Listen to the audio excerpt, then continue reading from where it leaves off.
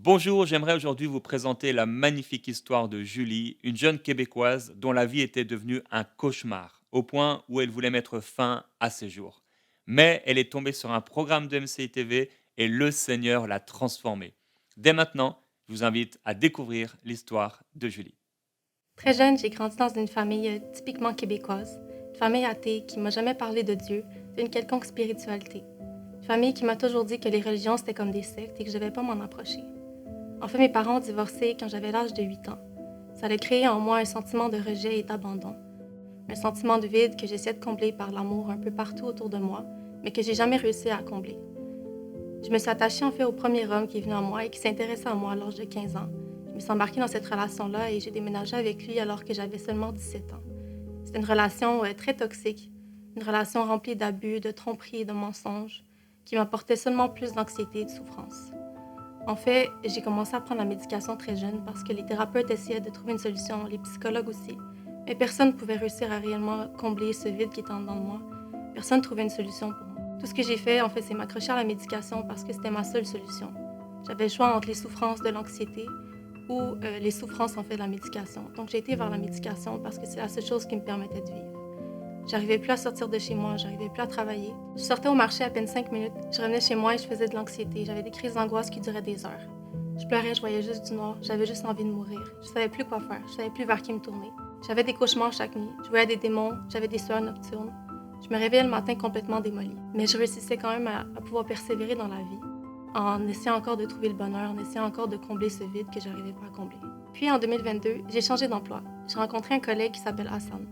Hassan, ayant vu ma souffrance, ma détresse, a décidé de commencer à me parler de Jésus. Au début, je le prenais pas trop au sérieux, je croyais pas trop parce que je me disais justement que c'était une secte. C'est ce qu'on m'avait toujours enseigné. Mais j'ai commencé à m'intéresser à Dieu à un certain moment en me disant que peut-être que ça allait m'apporter quelque chose. Que les médicaments n'ont jamais réussi à faire quelque chose dans ma vie, alors peut-être que Dieu, lui, s'il existait réellement, qu'il allait faire quelque chose dans ma vie. Après un mois de persévérance, à m'envoyer des versets bibliques, à me parler de Jésus, à me parler de Dieu, de sa puissance, j'ai finalement accepté d'aller à une soirée de prière. À cette soirée de prière, les gens priaient pour moi, m'ont donné tout l'amour que j'avais jamais reçu et je comprenais pas pourquoi ces gens m'aimaient autant. Cette soirée-là, je suis rentrée chez moi et j'ai eu un conflit avec mon ex-conjoint. Il était pas content parce que j'étais allée à une soirée de prière. J'ai eu la plus grosse crise d'angoisse de ma vie à ce moment-là. La souffrance, la détresse. Je voyais juste du noir et j'avais envie de mourir. En fait, après avoir reçu autant d'amour, je me faisais juste persécuter et je comprenais pas pourquoi je recevais autant de haine simplement pour avoir été à l'église. J'ai donc tenté d'écrire à mon ami Hassan. Il m'a envoyé une vidéo de EMCI TV, une vidéo prière inspirée en fait par Jérémy Sourdril. Une vidéo que je me rappelle s'appelait Personne ne m'aime, les souffrances de la solitude. Déjà, le titre m'a beaucoup interpellée parce que je me sentais exactement comme ça. Je me sentais seule. En fait, dans cette prière, Jérémy pleurait pour les gens qui se sentaient seuls. Et je pleurais avec lui. Je me rappelle, je me suis mis à genoux. Et j'ai décidé de prier pour la première fois, dans l'espoir, dans l'espérance que quelqu'un allait m'appeler, me comprendre en fait quelque part, que quelqu'un allait m'entendre, entendre ma souffrance et répondre à mes cris. Pour la première fois cette soirée-là, j'ai ressenti la présence de Dieu, j'ai ressenti son amour. J'ai ressenti le Seigneur m'envelopper dans ses bras et un amour comme j'avais jamais ressenti auparavant. Comme si ce vide qui était toujours en dedans de moi avait enfin été comblé par quelque chose. Et je peux vous dire que ça a été la plus belle sensation de toute ma vie. L'amour, à ce moment-là, était tangible. Je pouvais sentir la présence du Seigneur devant moi et ça a été vraiment un moment magique pour moi. J'ai dit au Seigneur, je doute de toi, je sais pas si t'es réel, mais si réellement t'es réel, alors enlève-moi cette anxiété qui est à l'intérieur de moi. Délivre-moi et aide-moi à trouver une nouvelle vie, une nouvelle joie en toi. Parce que moi, j'en peux plus de ces idées noires, j'en peux plus de vivre comme ça. Après cette émission, j'ai eu la plus belle nuit de ma vie. J'ai dormi comme un bébé, j'ai pas eu de cauchemar, j'ai pas vu de démons. Je me suis réveillée le lendemain matin avec un sentiment de joie et de liberté. Je suis passée au travers de ma journée comme jamais auparavant. J'avais enfin plus le sentiment de suffoquer. Je me sentais bien. Je suis rentrée chez moi en fait ce soir-là et mon ex m'a dit quelque chose qui m'a marquée. C'était le 19 mai 2022, je vais toujours m'en rappeler. Il m'a dit on dirait que t'es quelqu'un d'autre, on dirait qu'on t'a échangé par une nouvelle personne, je comprends plus qui t'es. Et dans la journée, je venais tout juste de lire 2 Corinthiens 5 qui dit qu'on est des nouvelles créatures dans le Seigneur. Moi, ça m'a juste encouragée et ça m'a montré que je pouvais réellement me fier à la parole de Dieu et qu'il accomplit sa parole en tout temps. Donc ça m'a donné le courage et la force de tout mettre derrière. Cette soirée-là, j'ai décidé de le quitter. Donc je l'ai confronté, je lui ai dit c'est fini nous deux, on vend la maison et je m'en retourne vivre à Montréal. Lui, il comprenait rien, mais pour moi, c'était réellement un sentiment de liberté. J'avais tenté de faire ce pas pendant 7 ans et j'avais jamais réussi, mais le Seigneur m'a réellement donné le courage de le faire. Et pour moi, c'était la plus grande liberté, la plus grande joie. Ce sentiment de joie et de liberté m'avait amené à oublier ma médication. Après quelques jours, j'ai réalisé que j'étais complètement guérie. J'avais plus aucun effet secondaire, aucun symptôme. La même fille qui avait peur de sortir de chez elle était dans la rue avec son église à partager la bonne nouvelle de Jésus. Aujourd'hui, je suis complètement libérée. Je suis en paix, je suis heureuse parce que j'ai le Seigneur dans ma vie. Je suis mariée à Hassan. Oui, c'est même Hassan qui m'a harcelée avec les prières, avec les versets bibliques. Je remercie EMCI TV. Je remercie le pasteur Jérémy Sourdril que Dieu a vraiment utilisé pour me convertir, pour toucher cette jeune fille athée que j'étais anxieuse. Aujourd'hui, je suis libérée et je remercie Dieu pour tout ce qu'il a fait dans ma vie. Viens leur donner ce qu'ils ne peuvent pas trouver ailleurs. Viens leur donner, Seigneur, ce que personne n'arrive à leur donner. Ce que Dieu a fait dans la vie de Julie à travers l'émission Prière inspirée, il l'a fait parce que des personnes telles que vous ont choisi de soutenir financièrement le ministère EMCI. Mais Dieu veut faire bien plus encore parce qu'il y a un grand nombre d'âmes qui doivent encore être sauvées et transformées par la puissance du Seigneur. Comment le Seigneur le fera-t-il? Il va continuer de le faire à travers les émissions de MCI TV, mais également à travers ce magnifique projet Ma Bible, mais il ne le fera pas sans vous. C'est pourquoi nous avons aujourd'hui besoin de 20 000 partenaires mensuels qui puissent soutenir cette vision afin que, comme Dieu l'a fait pour Julie, il puisse le faire encore pour un grand nombre de personnes et cela, il le fera en partenariat avec vous. Alors merci de tout cœur de rejoindre la grande famille des partenaires de MCI. Dès maintenant, faites partie des 20 000 partenaires mensuels qui porteront la vision de MCI et qui l'amèneront encore plus loin. Pour faire votre don, rendez-vous sur emcitv.com/20 000.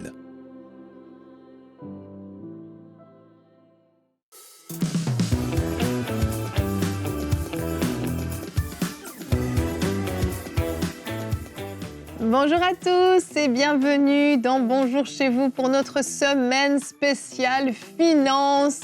Aujourd'hui, nous vous encourageons à devenir un investisseur. On a parlé entrepreneuriat lundi, on a parlé gestion des finances personnelles mardi, on a parlé épargne mercredi et aujourd'hui, on vous encourage à investir maintenant que vous avez épargné. Faut investir. Mais oui. Toi, Evelyne, t'es rendue donc femme d'affaires, bonne gestionnaire, remplie d'épargne. Écoute, grâce à notre invité Jean-Claude Chipama, je suis une professionnelle maintenant, je connais tout. Michael et toi, vous avez parlé entre les émissions. Non, j'ai pas eu le privilège de faire la masterclass encore que tu animes, mais ça vaudrait la peine parce que c'est extrêmement riche. Merci Jean-Claude d'être avec nous encore aujourd'hui. Ça va bien? Oui, ça va très bien. Oui. Excellent. Oui. Génial, vraiment une super semaine. On en parle tous, que ce soit les différents chroniqueurs qui sont venus en régie. Eh oui. Tout le monde est là à être challengé par rapport à ses finances et se dit bon, je peux prendre de meilleures décisions. Ouais, vraiment. Parce qu'il y a du concret, de la vie pratique. Complètement. Oui, c'est l'objectif. Ouais. Et puis, c'est ça. Je pense qu'on a touché à pas mal de points. Puis aujourd'hui, c'est ça. On va encourager à investir. Et nous aurons notre nouvelle rubrique, une question, une réponse. Alors, on vous a fait voter, vous le savez peut-être si vous avez suivi les dernières émissions, mais l'objectif, c'est de vous faire voter pour la question à laquelle vous voulez qu'on réponde. Donc, c'est toujours sur notre chaîne YouTube, dans l'onglet Communauté. Vous pouvez aller régulièrement voter pour les questions. Et là, vous nous avez supplié de répondre aux 3 questions. Alors, les 3, c'était compliqué, vous imaginez bien, dans la gestion, mais nous en avons choisi 2. Nous sommes sympas. Et donc, Jean-Claude répondra à la question « Comment réussir à ne plus s'inquiéter pour ses finances ?» Tu y répondras tout à l'heure. Et Frank, tu répondras à la question « Que signifie chercher premièrement le royaume de Dieu et sa justice ?» Et ce sera la deuxième question à laquelle on répondra. Donc n'hésitez pas, continuez à aller voter pour les questions que vous le voulez. Vous avez compris le principe maintenant, c'est très simple. Ça vous permet de participer à la construction de cette émission également et puis de vous permettre de choisir un petit peu, d'orienter les thèmes. Vous avez tout un pouvoir, Allez, on va commencer tout de suite cette émission pour devenir un investisseur avec toi Jean-Claude dans la pensée du jour.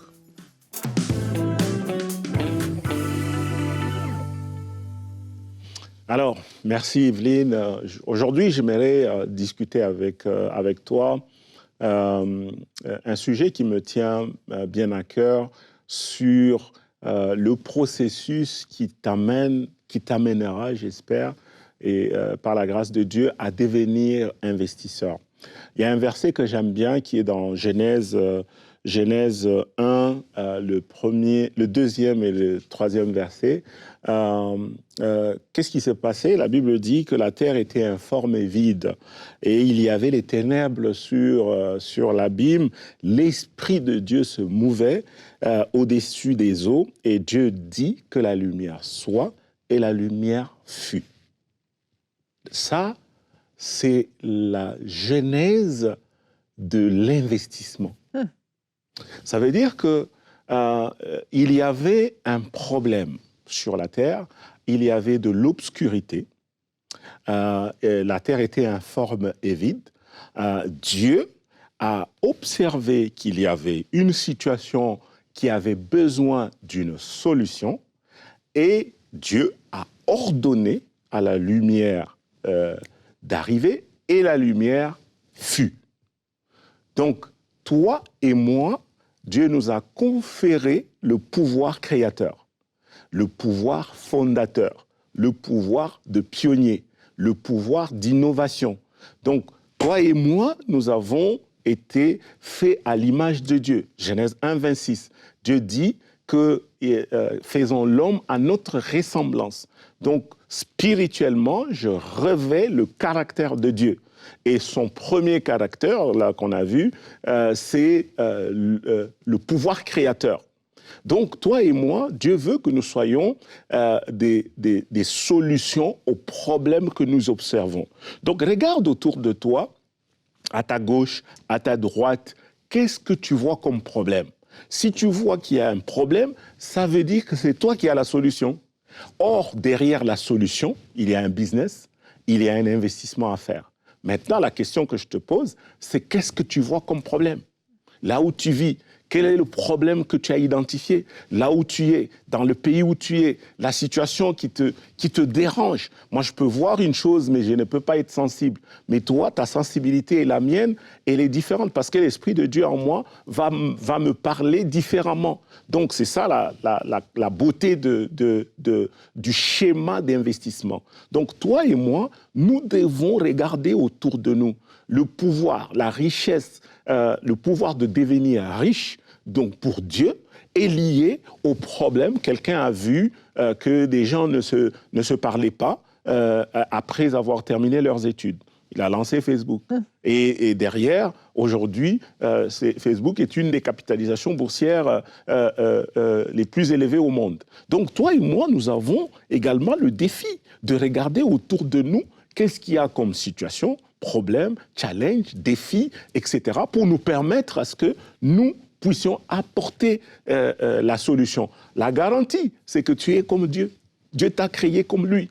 Donc, tu as la possibilité d'appeler à l'existence des choses qui n'existent pas. Et dans le domaine des affaires, l'investissement naît du fait de donner une solution. Alors, je t'en prie, deviens la solution de Dieu là où tu es. Hey, amen. Merci beaucoup, Jean-Claude. Et ben alors là, tu vois, tu m'as ouvert les yeux sur le verset de Genèse. Je n'avais jamais vu ça comme ça, mais c'est très, très bon. C'est très, très bon.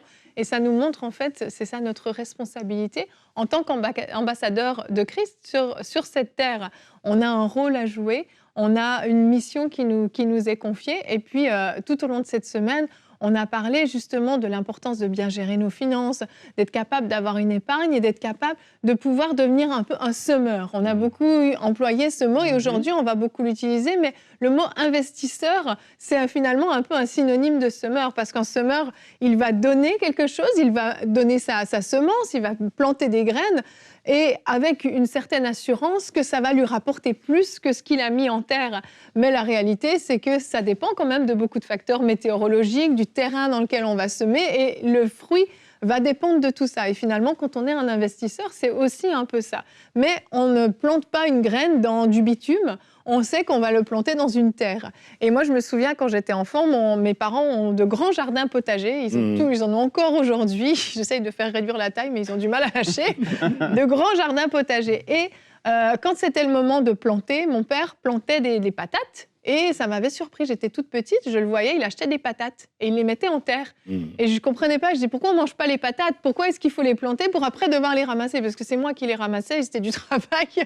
Et en fait, quand venait le temps de la récolte, la patate qu'il avait plantée avait fait germer plein d'autres patates. Et une seule patate donnait beaucoup de patates finalement. Et j'ai compris comment le fait d'avoir planté une seule chose pouvait donner beaucoup plus. Et finalement, c'est le principe de l'investissement, c'est le principe de la semence. Et notre verset du jour nous en parle, 2 Corinthiens 9 au verset 6. Je sais, mon histoire de patate vous a captivé.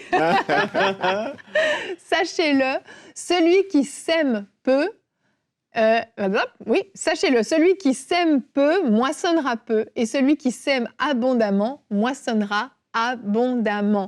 Et en fait, ce verset nous encourage à ne pas nous limiter à semer juste des patates. Il nous parle d'une semence qui peut être financière. Lorsqu'on sème peu, lorsqu'on donne peu, lorsqu'on investit peu, eh bien, on récoltera peu, alors que celui qui sème beaucoup, qui donne abondamment, recevra abondamment. Oui, c'est un principe qui est là dans le royaume de Dieu. Tantôt, je parlais de qu'est-ce que c'est de chercher premièrement le royaume de Dieu et sa justice. Mais c'est un principe qui est là. Et par rapport à l'investissement, c'est sûr, Jean-Claude a plein de choses à dire, je suis certain, mais c'est ce qui est extraordinaire, c'est qu'on est appelé en tant qu'enfant de Dieu à avoir une pensée, parce qu'on est sur la terre en ce moment, mais de pouvoir aussi réfléchir d'une façon éternelle. Parce que l'investissement, comment on va investir, ou je vais le dire comme ça, comment on va placer notre argent, nos sous, là je parle de finances, ça va avoir et ça peut avoir un impact éternel. Et ça, c'est une grande rentabilité. Jean-Claude, si je ne me trompe pas, c'est quelque chose qui vaut le coup. Là, on est dans du costaud, dans du concret. Jésus a dit, « Wow, ne vous amassez pas des trésors sur la terre, mais au ciel. » Et tu dis que là, il y a vraiment une réflexion à y avoir. Je peux investir dans le naturel. Ici, on veut en savoir plus, on va en parler. Mais éternellement aussi, je suis appelé à poser des semences qui vont ramener quelque chose dans l'éternité. Et on est trop souvent terre à terre. Et on oublie ce principe et cette réalité-là qui est tellement profonde et tellement importante. Donc, alors qu'on parle d'investir, il y a investir dans des choses qui vont ramener des sous, mais il y a investir dans le royaume de Dieu. Et ça, c'est énorme et on minimise souvent cet aspect-là, d'à quel point ça va amener... wow! Même, j'ai envie de dire, quand Jésus parlait de ça, c'est comme s'il enseignait quasiment sur un plan de retraite céleste et éternel. On parle souvent de plan de retraite ici parce qu'il faut, et je suis d'accord, il faut prévoir des choses. Mais après ça, il dit, non, mais pensez à l'éternité 2 secondes. Et là, tu fais, waouh, il y a une différence, il y a quelque chose là. Vraiment, vraiment. Alors, ce que je peux, moi, compléter, c'est que quelqu'un peut se demander en quoi il faut investir, dans quoi peut-on investir. Il faut regarder, il y a plusieurs sources d'investissement, plusieurs sources d'opportunités en vérité. C'est que les évolutions de comportement, les évolutions des habitudes. Récemment, j'étais en voyage et j'étais en Afrique et ma fille m'appelle, elle me dit « Papa, j'ai besoin... dans le frigo, il n'y a pas à manger, ou ce qu'il y avait, elle ne voulait pas. C'est plutôt ça, je pense. Hein? Et puis, elle me dit, mais tiens, tu sais, avec ton application, j'aimerais commander et tout. J'étais à Kinshasa, donc je suis entré dans mon application et elle m'a donné le menu qu'elle voulait. Et 15 minutes après, elle a été livrée à l'Épiphanie. Elle a été livrée à l'Épiphanie. Vous imaginez? Chez elle. Toi, t'es en Afrique. Moi, je suis au Québec. Au Québec. Oui. Et moi, je commandais. J'étais à 17 000 kilomètres, mais elle pouvait commander sa nourriture. Ça veut dire qu'il y a des comportements qui changent. À chaque fois qu'il y a un comportement qui change, à chaque fois qu'il y a un problème, notamment Covid, on a eu la Covid là récemment, donc ça a créé une batterie d'opportunités. J'ai un ami qui a installé aujourd'hui une usine de vaccins ici au Québec, de Moderna. C'est une opportunité. Donc chaque fois qu'il y a un problème, il faut rendre grâce à Dieu. Parce qu'à chaque problème, il y a une solution. Et donc, il y a une opportunité d'investissement. Donc, c'est pour ça qu'on ne peut pas se plaindre. On ne doit pas se plaindre. On ne doit pas pleurer qu'il y a des problèmes. Parce qu'en tant qu'enfant de Dieu, justement, Quand il y a un problème, c'est qu'il y a la solution de Dieu que je porte, que je dois appeler à manifestation, que je dois absolument délivrer. Donc, aujourd'hui, tout un tas de choses. Aujourd'hui, il y a des médias sociaux, il y a Internet, il y a la consommation du digital. Le temps, les gens passent de plus en plus du temps sur leurs tablettes, sur leur téléphone. Moi, en tant qu'enfant de Dieu, c'est de réfléchir, mais qu'est-ce que ça me dit, qu'est-ce que ça me parle, qu'est-ce que ça m'inspire, qu'est-ce que ça me donne comme idée, comme possibilité en termes d'investissement. Il y a plein de gens qui se sont enrichis avec Covid, parce que là où nous tous on pleurait, ah oui, Covid, etc., on était bloqués, mais c'est une société qui s'est métamorphosée en créant une batterie d'opportunités. C'est vrai, c'est vrai. Et ce que tu dis me fait vraiment penser à ce qu'on est en train de vivre aujourd'hui à EMCI, cette campagne de dons. Et pour cette application Ma Bible, dont vous avez certainement entendu parler, parce que partie de ce constat d'un problème, tu vois, ça va vite dans ma tête, hein. Un problème. Bon élève. Eh oui.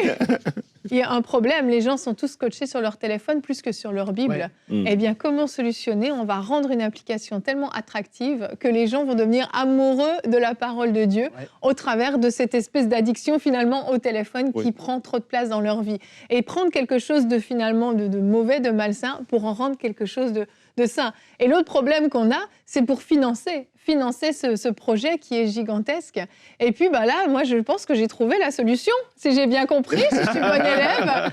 Nos 20 000 partenaires, nos 20 000 partenaires. Et vous savez, on est dans cette campagne de dons, je rigole un peu, mais je veux juste vous prévenir, c'était absolument pas voulu, cette transition. Je l'ai créée de toutes pièces.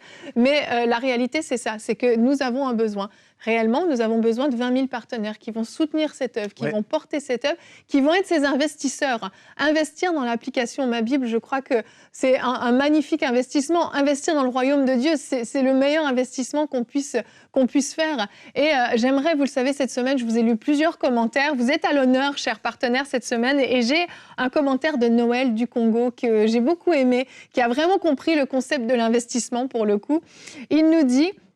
qui bénit le Seigneur pour MCI TV. Il nous dit « Cette œuvre est une bonne terre. Ma semence a été multipliée des milliers de fois lors de mes soutiens antérieurs. » Donc Noël a toujours répondu fidèle apparemment aux précédentes campagnes de dons. Il dit « Vous servez un Dieu vivant. Je m'assurerai toujours à vous. » Je pense qu'il veut dire qu'on est comme une assurance de rentabilité pour ses finances. Vous êtes réellement une bénédiction pour le peuple de Dieu dans la francophonie. Que Dieu vous bénisse abondamment. C'est un témoignage tout simple, mais il nous dit que ça a été multiplié des milliers de fois. Et on voit réellement ce principe, en fait, de la semence et de la récolte au travers de ce témoignage et au travers de plusieurs personnes. Donc, si vous voulez vous aussi faire partie des 20 000 partenaires mensuels, vous pouvez aller sur emcitv.com/partenaire et vous aussi devenir ces investisseurs pour le royaume de Dieu. Et Jean-Claude, on va pouvoir enchaîner avec notre rubrique « Une question, une réponse ».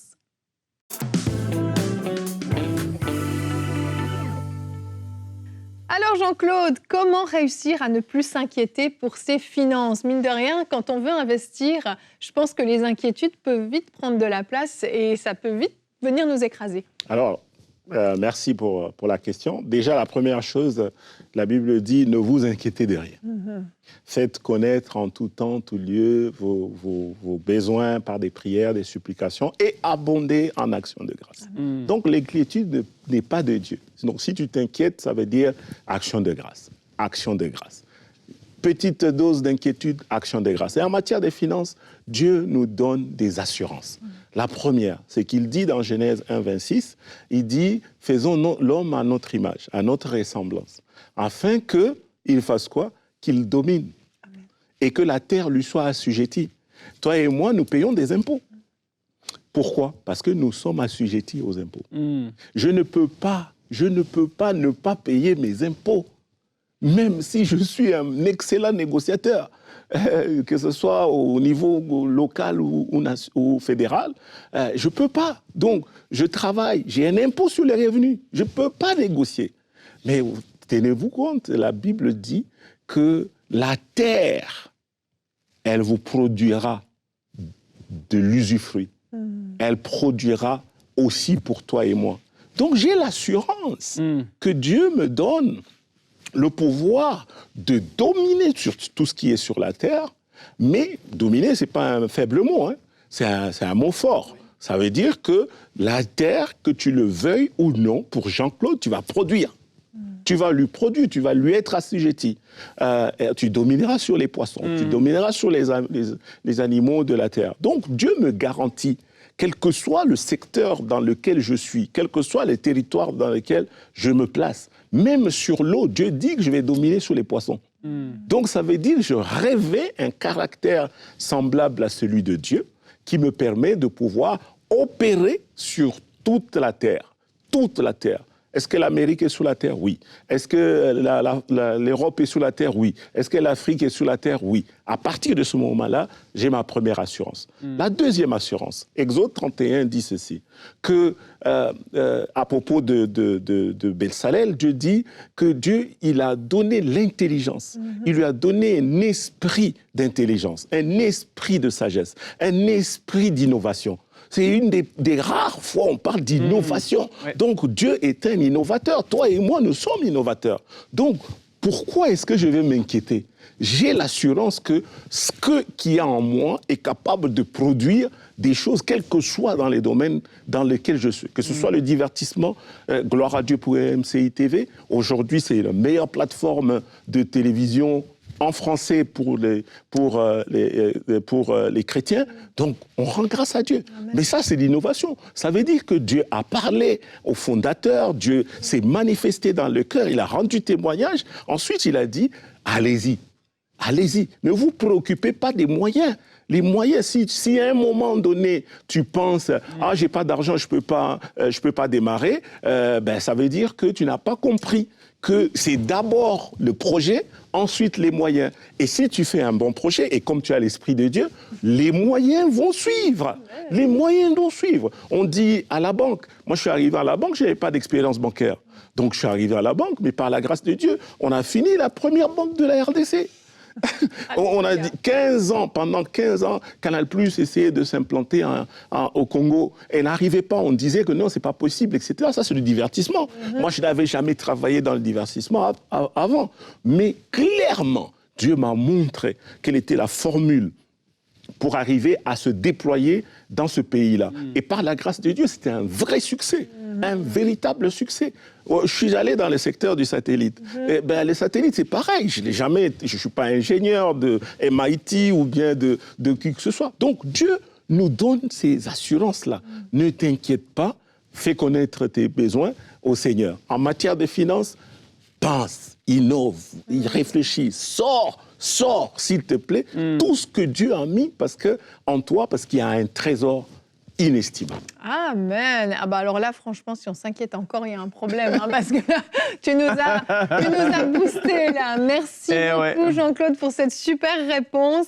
Et Frank, je me tourne vers toi pour la deuxième question. Yes. Alors, les téléspectateurs voulaient savoir que signifie chercher premièrement le royaume et la justice de Dieu. Ça fait partie du sermon sur la montagne de Jésus, Matthieu chapitre 6. On est obligé de voir quelques versets ensemble parce que je dois rattacher tout ça à la fin. Soyez patients. Matthieu 6, versets 19 à 21. On en a parlé un peu tout à l'heure. « Ne vous amassez pas des trésors sur la terre où les mythes et la rouille détruisent et où les voleurs percent les murs pour voler.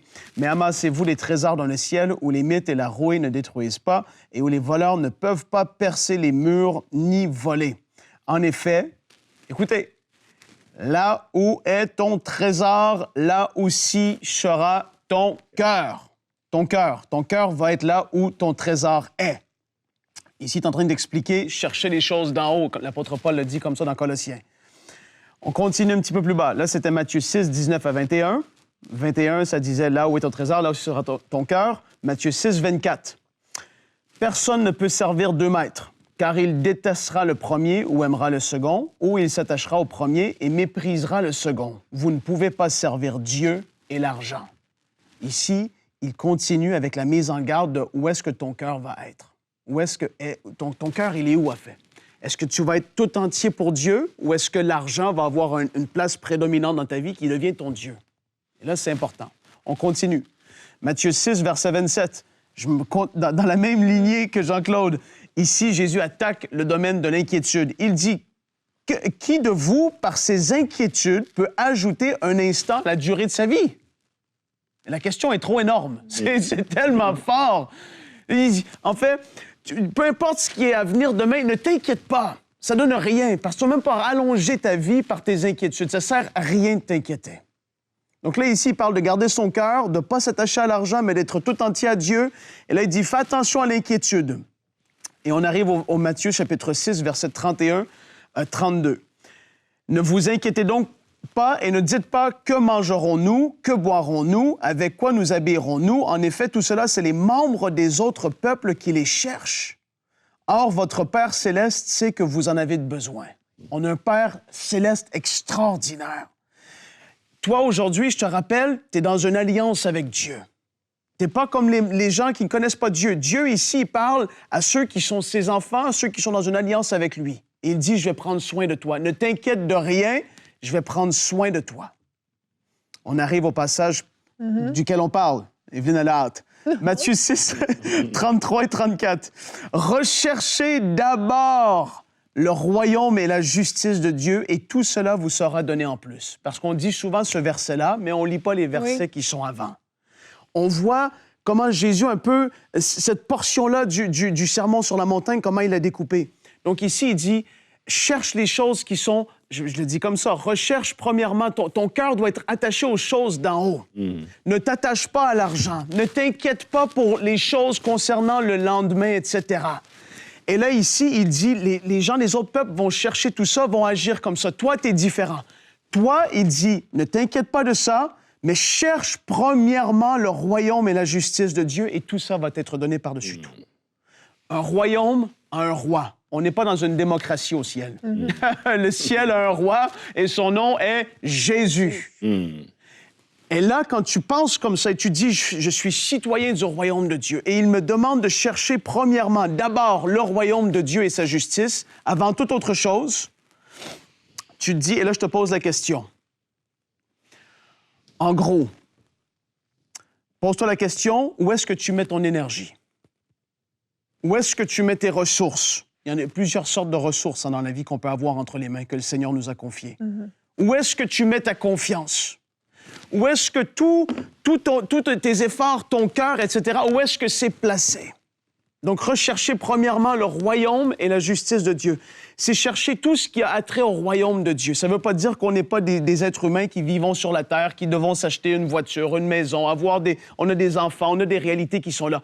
Mais dans ta vie, comment est-ce que tu réfléchis aux choses? Où est-ce que tu vas investir davantage, j'ai envie de le dire comme ça aussi? Parce que quand tu cherches premièrement le royaume et la justice de Dieu, tu cherches à soutenir le royaume de Dieu. Regardez ici, je liste certaines choses. Tu vas vouloir que le royaume de Dieu avance de différentes manières. Tu vas, de par ta propre vie, témoigner, évangéliser. Tu vas prier pour le salut des autres. Tu vas être un membre du corps actif dans une église locale. Tu vas pourvoir au royaume par tes finances en soutenant ton église locale et différentes œuvres qui sont là en train de faire avancer le royaume de Dieu à leur façon, comment Dieu les a appelés. Ton témoignage de vie va être représentatif des valeurs et de la culture du royaume de Dieu. Tout ça fait que dans ta vie, à travers ta vie, tu vas chercher premièrement le royaume et la justice de Dieu. Donc voilà, c'est une longue réponse pour répondre à cette question, mais cherche ça, parce que Jésus dit, une fois que tu vas être comme ça, tu vas chercher toutes ces choses, ton Père, il va pourvoir à tout le reste. Et tu n'as pas à t'inquiéter, tu n'as pas à avoir comme Dieu l'argent, tu n'as pas à avoir toutes ces choses-là qui sont là. Non, non, mes yeux sont focalisés vers en haut. Pierre, Paul, les apôtres, etc., ils ne vivaient plus forcément juste pour la réalité ici sur Terre, pas du tout. Ils vivaient pour d'autres réalités qui sont fort supérieures, qui sont éternelles, en effet. Et donc, quand on parlait tout à l'heure d'investir, Evelyne, comme tu disais, même pour la campagne de dons, je vous encourage aujourd'hui. Des gens, ils vont investir, je dis entre guillemets comme ça, leur argent pour acheter un nouveau téléviseur qui va perdre en valeur. Les gens vont investir pour des voitures qui valent cher, mais qui dépérissent en valeur. Alors que ceux qui investissent dans le royaume, wow, il va y avoir des récompenses éternelles. Il va y avoir des choses extraordinaires que nos yeux ne peuvent même pas imaginer que le Seigneur va nous donner en récompense. Ça, c'est une grâce de faire partie de ceux qui allons rechercher premièrement le royaume de Dieu et sa justice et son avancement ici sur terre. Que le Seigneur vous bénisse. Amen. Merci Frank et merci à toi aussi Jean-Claude d'être venu dans Bonjour chez vous. Vraiment, quel honneur, quel privilège de t'avoir. Vraiment, merci. Et je veux le rappeler, pour ceux qui voudraient en savoir plus, qui veulent aller plus loin, il y a une masterclass que tu offres, masterclass.chimpama.com. C'est là où on peut se connecter pour tous les entrepreneurs, tous ceux qui veulent avoir une croissance dans leur entreprise. Oui. Merci beaucoup d'être venu dans Bonjour chez vous. Merci à vous d'avoir été avec nous. Demain, on parle de provision, mais un autre type de provision. Dieu pourvoit aussi pour ta guérison. On va parler de la guérison divine qui fait partie de ce package merveilleux. Et c'est pasteur Renate Yao qui sera dans la rubrique Evelyne, C'est mon histoire. Je te coupe dans cette fin. Que ceux qui veulent une deuxième semaine avec Jean-Claude Chimpama laissent un commentaire dans les commentaires YouTube. Alléluia! Amen! Allez, merci d'avoir été avec nous et bonjour chez vous.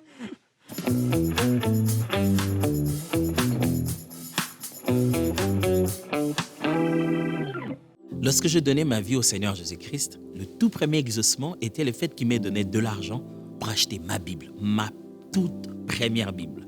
J'y ai écrit dessus mon nom et je l'ai même peint tout autour en bleu. Je pouvais souligner, surligner et mettre des commentaires particuliers dessus. Ce que MCI voudrait faire, c'est justement rendre la parole de Dieu, la Bible, gratuite pour que chacun puisse télécharger cette application et mieux, avoir cette dynamique avec la parole de Dieu où vous pouvez vous-même souligner, surligner, grossir les textes et même mettre des commentaires dessus. Vous pouvez avoir une Bible que vous pouvez aussi appeler ma Bible. Devenez partenaire avec MCI. Et ce que nous allons faire ensemble va bouleverser le monde. Les gens pourront avoir quelque chose entre les mains qu'ils appellent ma Bible. Souligner, surligner, comme si c'était sur un papier.